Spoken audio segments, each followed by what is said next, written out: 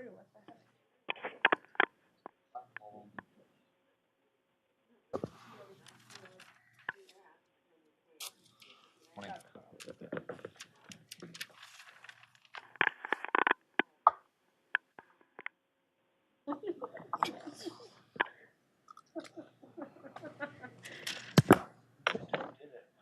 I know I could have, but that's being nice. I'm not that nice.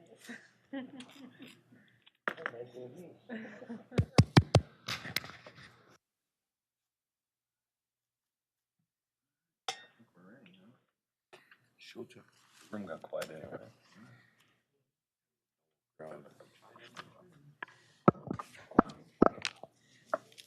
Good morning, everybody. I see it's 9 o'clock. We'll call our meeting to order. Welcome to the April 11th meeting of the Iowa 911 Communications Council. If we can start on one of these ends and do our introductions, and then if somebody be so kind to go out into the crowd and do introductions there. Robbie Johannesson, DPS. Lawrence Hartpence, IJIC. Rob Dennett, representing the Iowa EMS Association.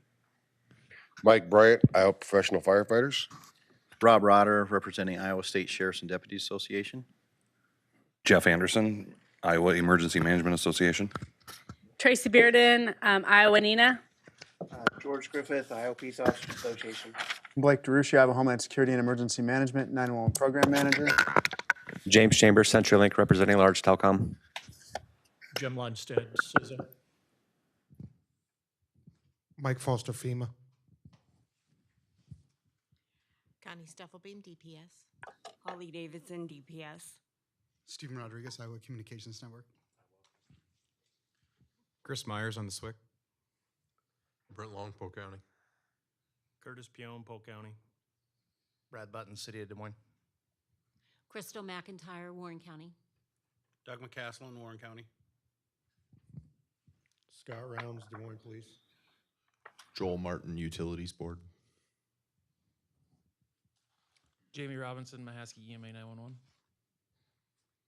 Dwayne Voss with Raycom. Brian Madeville, Westcom. Darren Riney, Westcom.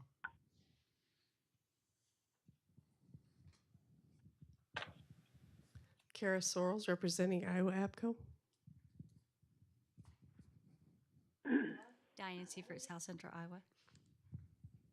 Okay, thank you. And do we have any folks on the phone? Brenda Vandervoort, Fayette County 911. Brad Schutz. Brad Schutz, Jasper County Sheriff. Cherise Sexy, Humboldt County. Amanda Tom Roush, Berger. Horry County.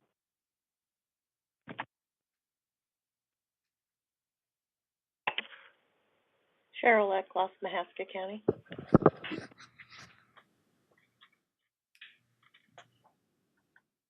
Okay, do we have everybody? All right, thank you and welcome. Could I please entertain a motion to approve today's agenda? Second. Okay, we have a motion and a second. All those in favor? Against? Motion carries. And then likewise for the approval of the March 14th, 2019 minutes. So moved. Okay, do I have a second? All those in favor? Against? Motion carries. Okay, a report from Blake, please.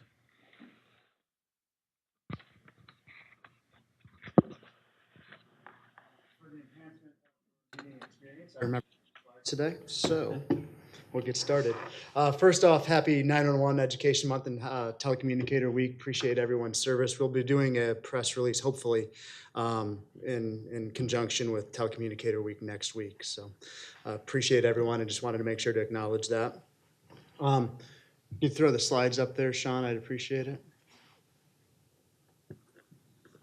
Thank you. Maybe.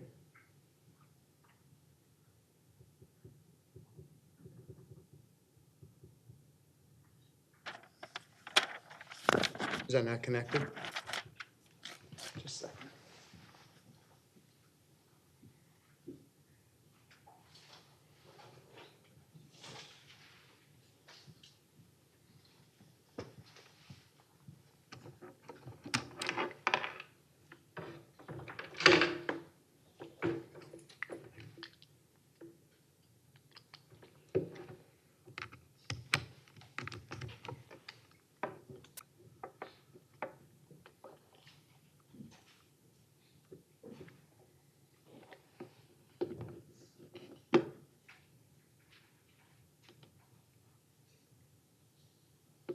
There we go. All right, reminder that House File 516 is still out there. That adds the sheriff and the police chief of a PSAP to the 911 service boards. I haven't been able to attend any of those committee or subcommittee meetings at this point, but the word that I've received is that they haven't been well attended, not a lot of dialogue around those, eligible for debate on the Senate floor. So if you do have a strong opinion, I would start making that known, because otherwise I would, guess that if there's not a lot of opposition, that it would go ahead and pass. So just want to make sure you are aware of that. I did present at Iowa NENA last week. It was well attended. Thanks for all the people that put that on and also invited me to speak at that. I appreciate the opportunity. I think a number of folks got a pretty thick stack of legal documentation from a Windstream bankruptcy filing. There was some concern that that meant that they would not be able to remit wireline surcharge to PSAPs or to county service boards, which is a fairly significant issue or concern. We ran our documentation to our Assistant Attorney General, and she basically relayed that fees are waived, if you will. So while they don't have to pay any of their own bills, they will happily pass through surcharge to whatever authority they need to get it to. So you should still receive your wireline surcharge. We'll still receive our wireless surcharge if you get that from Windstream to begin with. I mentioned last week, and last month, that I wanted to spend a little bit more time on it. The National 911 Statewide Peer Assessment Program. It's an initiative by the National 911 Program Office. We'd be the third state to undertake it.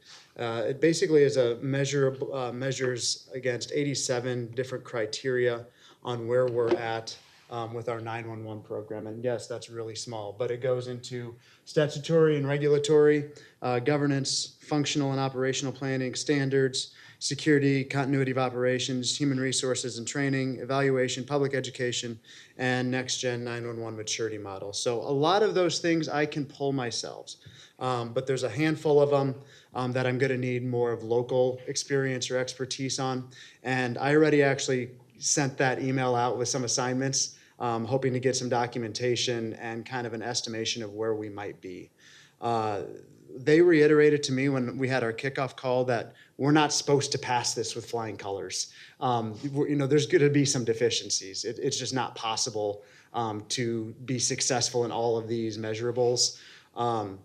There's the evaluators, basically my peers from other states, will be here probably around the September timeframe in person. We'll have to provide them documentation ahead of time, and then they'll go through their evaluation, and then their report out will, in my mind, be open to the public, anyone that wants to come from the 911 community for their kind of final assessment of where we're at as a program.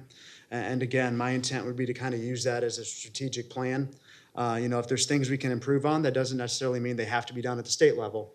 Maybe they are things that are implemented at the local level, but things to work on as we, try to continue to improve programmatically. So again, quite a bit to go off of there. A lot of it, it's pulled from, a handful of documents. It's, Code of Iowa, admin rule, operation plan. So the stuff that I will have to work on pulling isn't that intense, but it's still a lot of measurables to work with.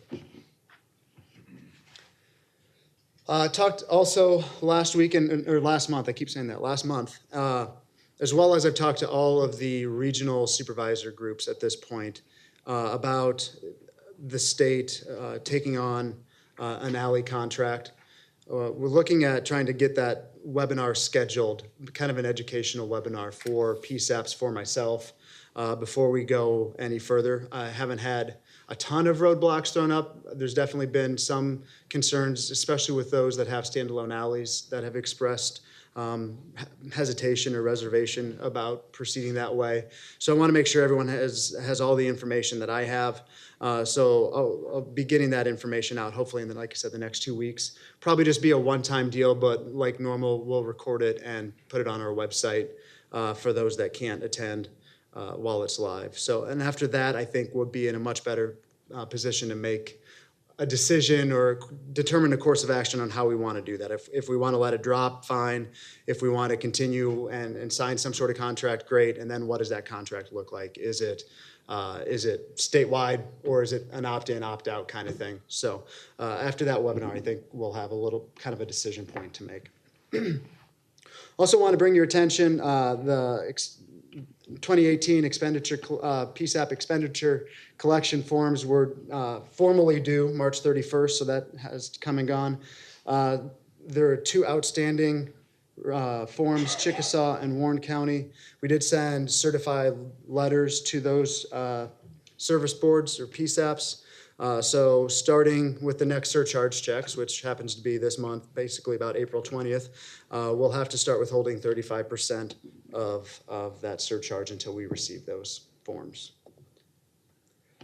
But I still wanted to present where we have what that data looks like so far. So again, with 2 forms still outstanding, the split continues to remain remarkably the same. It's a little bit more out of the general fund, and then between the sheriff 911 surcharge and other funding, it's pretty consistent. Kind of back and forth, but around that 23%, and it has been for a while now.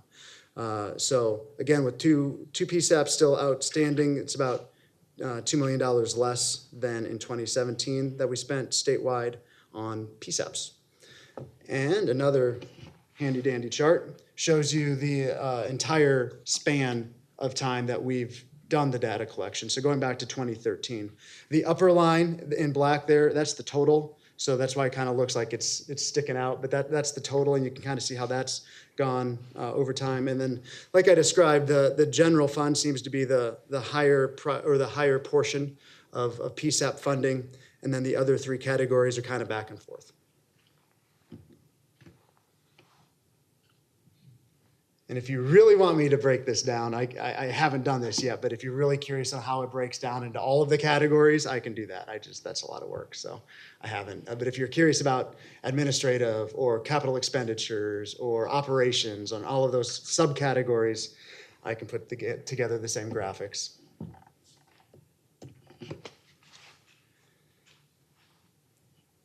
The current GIS grant cycle, just a reminder that we're in the middle of period 2, and the benchmarks are listed there. March, so the information that I just sent out here a couple days ago, after the end of March, 8 counties met the benchmarks for a total of $48,000. That brings the total for period 2 to 72 counties out of, again, 99, so pretty good, and almost $500,000 just in period 2. And then you see the total so far for, what are we, 9 months into the fiscal year. Looking at next year's GIS grant, I feel confident that we're on the right path with where we're going. We're getting the accuracy where it needs to be. One of the timelines I saw from Comtech was that we can actually start using this data in about in calendar year 2020 sometime. So we want to keep continuing to drive those accuracy rate percentages higher. So like I kind of mentioned or hinted at, looking at moving the ALI and MSAG match rates up to 70%. That's, again, not set in stone, just socializing it, haven't gotten any pushback yet. So we need to get to 95% for those. I would guess after this, it would go to 95%. But to kind of, again, stair step that up, looking at 70 for fiscal year 2020. Hey, Blaine. Yep. I'm sorry to interrupt. When you say Comtech thinks we'll be able to use this in 2020, could you elaborate on that a little bit? Yep. So in a next-gen world, this data is used in what's called an LVF ECRF. Right now, we still kind of use a tabular database, which is an E911 technology. When we get to those match rates of, like I said, 98% for GIS, 95% for ALI and MSAG, and the brains within the next-gen system are implemented, the LVF and ECRF, then we can start using that data to route route calls. So instead of it being the tabular databases that everyone's been familiar with that we use in an E911 world, the technology behind the routing is different, and it uses the GIS instead of tabulating it on a database. One quick question. So do we have the software in place to be able to use GIS data? Not for call routing right now. That's part of the timeline that I saw from Comtech, is that they have to implement those brains behind the routing as part of an operating system upgrade. Okay. That's also kind of tied into the wireline migration. It's kind of a multi-phase project. So bringing the wireline on, upgrading the operating system, and then turning the ECRF LVF on. Okay. Yep. Also, as part of that whole project, we've kind of reconvened a work group of GIS specialists and 911 folks, local 911 folks, to work on updating the statewide GIS standards. When we wrote that 3 years ago or so, the NENA document was still in draft form. So it's now been finalized. So we'd probably look at just basically mirroring the final NENA document. We talked about what changes those were in a subcommittee meeting or a work group meeting, and everyone kind of agreed that the changes that NENA instituted made sense. So we're kind of looking over it one more time, and it'll get socialized and make sure everyone's on board, or at least nothing too drastic. So we'll get that out well in advance of when you actually need to start implementing those changes. Snapshot of where we stand on the council travel, public education, and training fund. We actually have a little bit more remaining than I've presented in the past. That's a couple of reasons. The APCO NENA request for funding came in much lower than we had encumbered or budgeted, as well as Story County decided to only hold the one class. If you remember, we kind of gave them a baseline and then almost an additional amount if they needed it. They decided not to hold the second course. So we actually have 7,000 remaining. I know there's a travel request for a council member to travel as well. At the end of the day, if that doesn't get spent, it does get passed through to the PSAPs.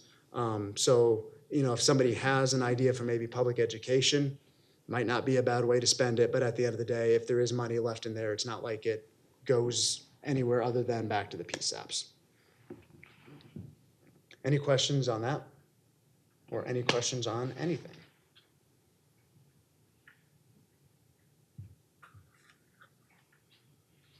All right, thanks. Thank you, Blake.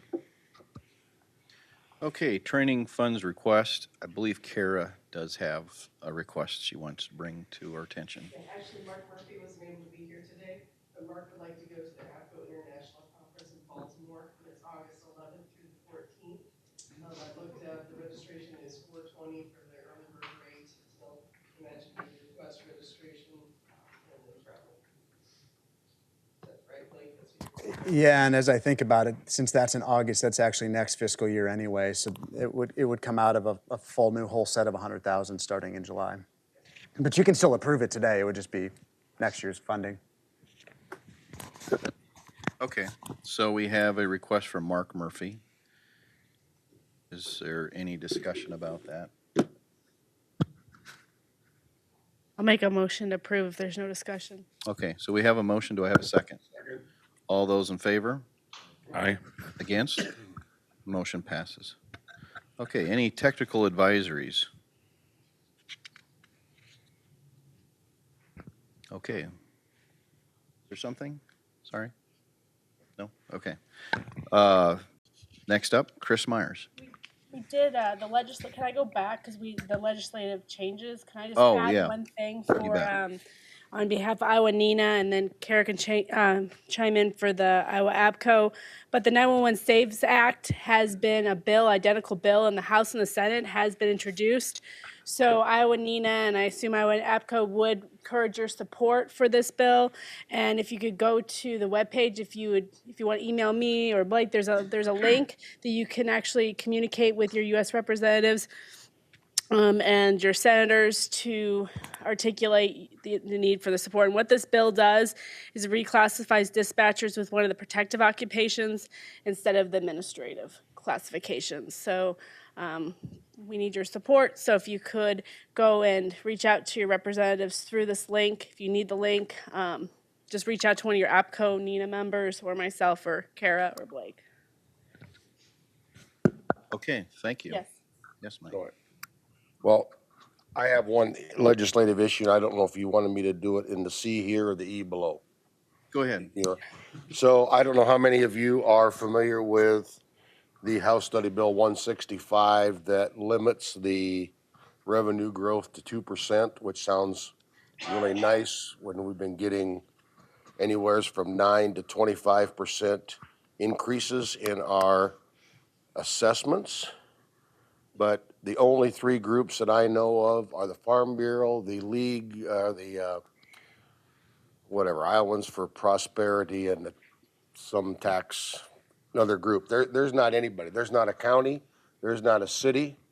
There's not a union. If you're an employee and you're under IPERS, you ought to be really concerned.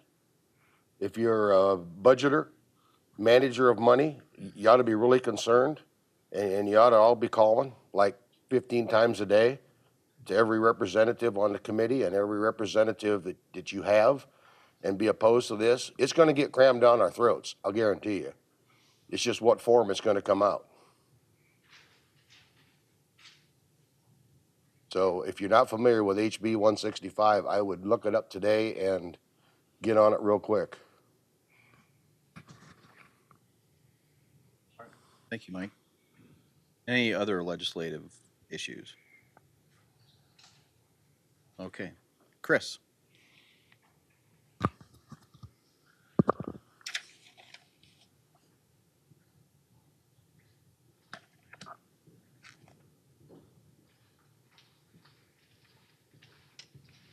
Thank you, Mr. Chair, and good morning to the council. I have a little bit more material today, so I'll try to keep this as brief as I can. Wanted to give you guys an update on the PSAP grant that the board's running. Some of the last orders have been placed. Things are starting to arrive in totality now. All of the Harris control stations that we've ordered along with power supplies and other extraneous equipment should be in. Kenwoods are on the way for those that wanted a Kenwood, and a few secondary orders of Harris and Motorola equipment are also coming. So over on the table over there, I did bring one of the pieces of equipment that we've been able to get into the DPS warehouse and kind of verify that it works already. That's a Consulette, and that's similar to what everybody will be getting. You get the pieces of equipment, basically the radio with the power supply included.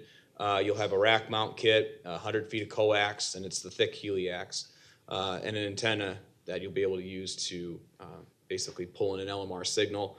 We're also going to give all the PSAPs little USB sticks like this that'll have policies, standards, questions, maybe a service manual or two on the equipment in here. So you'll have kind of this little one-stop place of where you can go with stuff also. When it comes to configuring that, we've done a lot of checks on compatibility with various console manufacturers across the state, even some that aren't here yet. We've looked at all the major ones, including a new one called Mindshare. I'm not sure if you've heard of them, but we already have a compatibility matrix for them as well. And so far, it looks like everything we've ordered will be compatible with them as well. Configuration with some of these kind of varies, but it sounds like that most of them, once we get them programmed, many of them you'll be able to use a web browser to configure, to interface it with your dispatch console and set up things like tones and tone controls. So that's all very good. So that's the update on the Consulettes. We're going to try to get those out as quickly as we can, especially along the RAGBRAI route. We're going to try to get things rolling there pretty quickly. I know I'm going to spend some time in the warehouse on next week and cut the cables and all that stuff and make sure things power on the way they're supposed to, and then we'll start dropping code plugs in them and getting them out the door. So this will be picking up pretty quickly here. So I brought that in too because Blake wanted to see what they actually look like. So there they are. At the board level today, we have two standards up for approval. One that might be most of interest to this group is that we're looking at establishing emergency management talk groups across the state. These are things that would be aligned with the Homeland Security districts. one talk group per district, and then a statewide talk group also to facilitate the introduction of resources during event if necessary, communicate with the state EOC if necessary also. So those are up for creation today. Also up for approval, we have Cherokee and Ida County for level 2 access. Fremont County is applying for level 4 access. Warren County is expanding their level 3 access, and FEMA Region 7 is up for level 1 approval today. With respect to our neighboring states, that work continues. We have draft agreements in various stages of completion with Minnesota, Illinois, Missouri, and South Dakota. We meet with Illinois later again today, and Wisconsin tomorrow. Looks like an agreement, at least verbally or tentatively, could maybe come tomorrow. At least I'm hopeful that we'll get there. All the feedback we've gotten so far is positive. So training update, we've kind of got some soft dates for some things. The PSAP cybersecurity webinar, again, you can attend that virtually. That will likely be in August of this year. So here's a heads up that that's coming. 4 months or so is probably when we're going to be looking to have that. And we don't know how many seats are actually available for that for virtual attendance. ECD is looking into how many virtual seats are available. My hope is that there's at least 100 or so there so we can get every PSAP on. We're also going to have a CompT training class in Clarinda. That'll be in August of this year. We're going to do a skip refresher in Des Moines in September. And then incident tactical dispatcher training will be in Carroll in November, probably early November, because once you get in towards the second half of that, you get into the holiday season, and then things get dicey with scheduling. Also, we had a FirstNet broadband subcommittee meeting on Tuesday of this week. Again, more discussions were held about the network rollout, AT&T and FirstNet. I don't have the number of tower sites that are now live across the state, but having some FirstNet devices, I have noticed that coverage footprint is gradually expanding. So with that, I'll take any questions.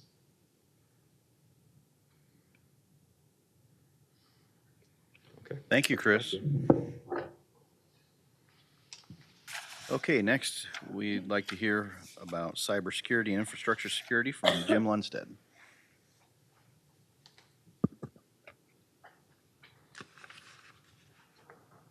Sorry about the length of the name. Good morning. Just a couple of things for you today that may be of interest. This week, we released the 2019 SAFECOM grant guidance for emergency communications. This outlines requirements for entities who are going to apply for communications equipment under DHS grants. We expect the grant program to open soon, so the guidance is timely and in your hands ahead of time. If you don't have a copy, I've shared a copy with Blake and with Chris and with my email distro list. It's on the website under dhs.gov/SAFECOM, SAFECOM. Just in time for RAGBRAI, US Cellular has announced a change in their policy on wireless priority service. This is the companion program for GETS. US Cellular is now going to waive both activation and per minute fees for subscribers who use WPS. That's good news. We now have 5 major carriers, the 4 national carriers, along with US Cellular, who provide WPS service at no cost to the subscriber.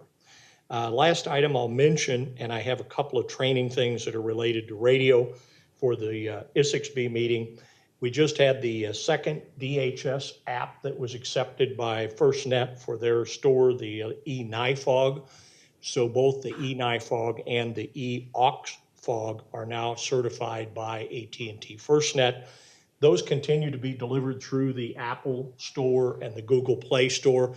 But basically what happens is the app has been run through their security tests and passed that review. So those 2 are now in play. One last nugget for you. Chris just mentioned the Incident Tactical Dispatcher class, the INTD. We are pursuing developing a Train the Trainer course for INTD because of the interest level that's been expressed in the states about bringing that capability back in-house. Both Missouri and Texas are asking for a Train the Trainer course. So I anticipate a pilot perhaps being available later this year. We'd like to bring that capability to the state if and when it's of interest. That way you can schedule and conduct on your own time. And ECD will continue to support the state with printing of the materials and so forth, as long as the state has qualified instructors. So that's what's on the horizon from our perspective. More to come in the SXB meeting today on a couple of other training opportunities. Any questions for me? Thank you. Thank you, sir. Okay, up next, a update from Tracy Bearden on the Chapter 34A Administrative Code Committee. Okay, before the last meeting, I did send out to all council members the link to the Dropbox for the notes. So if you have any comments or concerns or additional items you want us to look at, please let me know. I do have the next dates, and I'm going to send those out to the participants and then have Blake and Jeff send it out to a mass distribution list so we can get more people involved. It's going to be the 29th, 30th, and then May 1st. Where we're going to meet and go through. I'm going to post the agendas through the Dropbox links and through the email distribution list so we have it. One of the things that we would like some guidance on is there's issues that won't be addressed in Chapter 34A, but they're issues that the council needs to think about and that we need to work with Blake's office to be able to determine the best route. So can we have approval to work on those issues and provide guidance as we see fit, because it's not 100% appropriate to change it in the code. Such one example is they want to see more guidance for the training funds that are used so that the council doesn't become part of the business of picking and choosing winners and losers in training. So they want to look at more of a weighted application process, so set a deadline and then weight all the applications, and then they go about for the approval for funding. That was one of the examples. Now that's not firm, but again, that's not something we want to put in code, but we do want to provide guidance and have the council's input on that. So would we be able to look at some of these issues that are surrounding 34A that wouldn't be at the level of code? And I think that subject on the training funds is a huge one, and it's something that looms over our head right now. And so I'm glad that you guys are talking about it, and I think it definitely is something that we need to get working on before July 1st, because we know what's coming after July 1st. Okay, perfect. And then some of the other things that we're really looking at is there was a proposal for equation distribution for the wireless funds, a new one. So we're going to look at that equation and maybe some other ideas that came through in between the last meeting. So we'll have those kind of proposals, whether or not that actually goes in Chapter 34A or not, or how we provide the guidance. But again, we're looking at several issues. If you do have something that you don't want to bring up here, that anybody that's read the notes that would like to see discussed, please just email me, or if you know people that are participating in the committee. Again, you don't have to be present at every single meeting. You don't have to be present during the entire meeting. You can just hop on the call. We had several people that did that, but we do appreciate your participation. So, thank you, Tracy. Do we have any other legislative issues that need discussed? Okay. So that brings us to an action item. This is from the bylaws change that we had proposed and basically published last month, as our bylaws say that we must have them open for discussion, or at least printed for 30 days. So we're up to that 30 days now. I'll just read, so we have it into the record, what the changes were. The changes affected Section 6, dealing with quorum. In the third sentence, that third sentence was changed to, on occasion, a member may participate telephonically or by other electronic means if the member is unable to travel to the meeting location. Members needing to participate in a meeting electronically shall notify the chair no less than 24 hours in advance of the meeting unless circumstances prevent such early notification. And then in Section 7, in the first sentence, simply the word attending was replaced by the word participating. And in the second sentence, likewise, the word present was changed to participating. And then the balance of that is unchanged. So I would entertain a motion to finalize this change in our bylaws. So moved. Second. Is there any further discussion? Okay, all those in favor? Aye. All right. Against? And the motion carries. Thank you. All right. If I could have Jamie Robinson, please come forward and give us an update on the new committee that was formed and did have a meeting this month for the 911 Communications Professionals Baseline Knowledge Committee. Yeah. Good morning, council. So yeah, we met last week, April 3rd, as our kickoff meeting. Had some really good discussions. We have a good mix on the committee, 911 coordinators. We have some from state radio, large and small PSAPs in the state of Iowa. We're currently looking at what is in place, looking at what is needed. We are looking to put a survey monkey together to send out to the PSAPs and coordinators in the state and just kind of ask, what are your thoughts on education? What do you want to see? We did briefly kind of talk about the funds that this council kind of has available and maybe look at doing some regional type stuff with that to where if we do like a professional development or other trainings, could we use those funds for that to better serve all the PSAPs in the state of Iowa? Last year it was pretty hard to even get rid of those funds, and this year it seems like, hey, let's get them, which is great. But could we be utilizing those funds to better serve everybody? We know everybody's needs are different. And then we are currently scheduling our next meeting, which we're looking middle of May right now. So not a lot to report. We just had our first meeting, but I think we're on track. Sheriff Rotter came to our kickoff meeting and kind of laid out what he'd like to see, and we've taken that and we'll get going on it. Any questions from the council? All right, thank you. Thank you for working on that. I'll say, and I said it before, we've been talking about doing this for quite a long time, and it's just kind of been one of those cans that got kicked down the road. And I'll just say this about this. I've been contacted by people in the 911 world that I have never heard from before, basically thanking me for getting this committee going. So you guys have a heavy lift. A lot of people are going to be counting on you, but it's something that I think a lot of people are very happy to see. So good work, and look forward to hearing what you come up with. All right. Is there any new business that I'm not aware of? Yes, Mike. I do have one thing I'd like to bring up, and let me first tell you that, as I've said before, I'm not real knowledgeable on all of the, even though I've been on the council a long time, all the working parts of this, and I can only speak from a personal experiences, but I'm sure this happens other places. And what this is probably directed at more the cellular folks, but I know in Ames on the football game days, they have all kinds of little portable towers set up, I assume, to help for the overflow, but you still can't get service.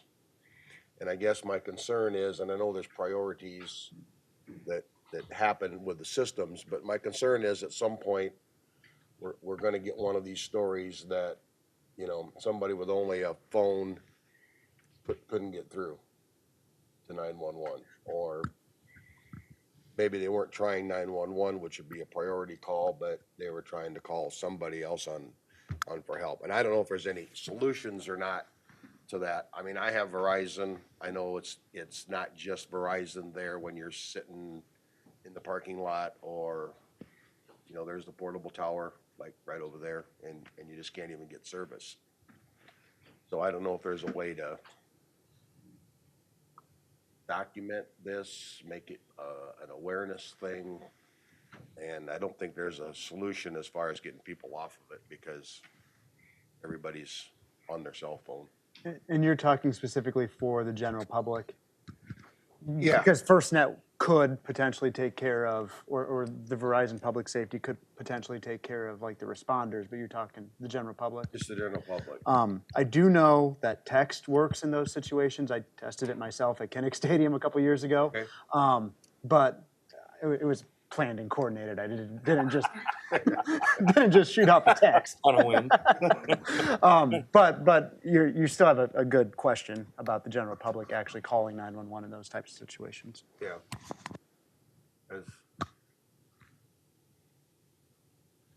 Okay. Anyway, just so somebody knows it's out there, and I don't know if there's things that we have to do, but I guess for the companies or the representatives to take back to the companies, and they're probably already aware of it, but I just want to reemphasize it, I guess. Thank you. Okay, thank you, Mike. Any other new business? Okay, we've kind of already talked about the one travel training request. Is there any other travel requests? Okay, any business from the floor? I have a question on the phone. Yes, go ahead. Just going back to Mike's concern, Blake, when you say text does work, are you referring to text to 911 in those situations? Correct. Okay, thank you. Anyone else on the phone have anything they wish to discuss? Okay, sir. Stephen Rodriguez with the Iowa Communications Network. Just wanted to give you a brief update on where we're at with the RFP. This would be the RFP for the camera trunks. Mike Lauer reported last month that we awarded the RFP to CenturyLink. We're still in contract negotiations with that, and we're working through that. In the midst of that, we are working with Comtech and reaching out to CenturyLink occasionally with questions, just to kind of ramp up and prepare for that. I'm hoping that contract negotiation period will be over by the time the next council meeting happens, so I can give you a good report on where we stand and where we're going to go forward. We're looking at moving the camera trunks from a carrier standpoint, not a PSAP standpoint, so it'd be carrier by carrier, and just kind of refresh the council's memory is that the first time we went out for RFP, we were hoping that individual carriers would respond. We didn't get that, so we went out again with a little more clarity, and we still didn't get the responses that we were expecting, but we're moving forward here. We are working on the onboarding plan as well and gearing up for that. So are there any questions as far as where we're at with that? Okay. Thank you. Anything else from the floor? Okay, could I entertain a motion to adjourn? So moved. Second? All those in favor? Aye. All right, we're adjourned. Thank you, everybody.